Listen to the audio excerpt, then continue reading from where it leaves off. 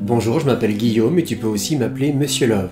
Dans cette vidéo, je vais t'expliquer comment te préparer à ton premier rendez-vous. Si c'est la première fois que vous vous rencontrez en vrai, essaie de correspondre le plus possible aux photos qu'il a vues de toi.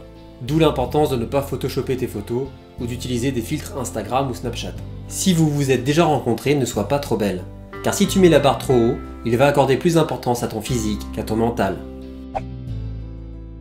Reste naturel, ne cherche pas à lui plaire et ne lui mens pas. Bon, ça veut pas dire non plus qu'il faut lui avouer que tu prends une douche par semaine, même si c'est pour des raisons écologiques. Ne parle pas de tes ex ni de tes fantasmes. Parle de tes passions, fais preuve de créativité. Les garçons aiment les filles qui ont un brin de folie, soit dans leur look, leur attitude ou leurs idées. Évite quand même de venir avec un pull ridicule. Ne l'embrasse pas tout de suite, sois patiente. Si tu l'embrasses dès le premier rendez-vous, il va penser que tu es une fille facile. Ne te comporte pas comme une noisette décortiquée.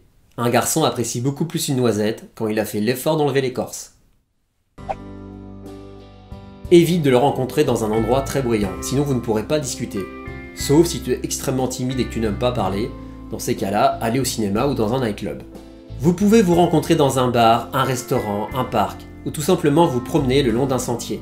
Choisis bien l'endroit de ton rendez-vous et la façon dont tu seras habillé. Par exemple, si tu as une jolie robe, c'est mieux de t'asseoir à côté de lui, comme ça il pourra admirer ta robe.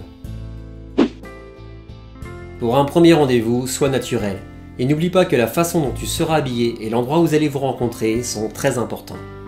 Car si plus tard il devient l'homme de ta vie, si vous êtes rencontrés dans ce restaurant et que tu portes ce pull, c'est dommage.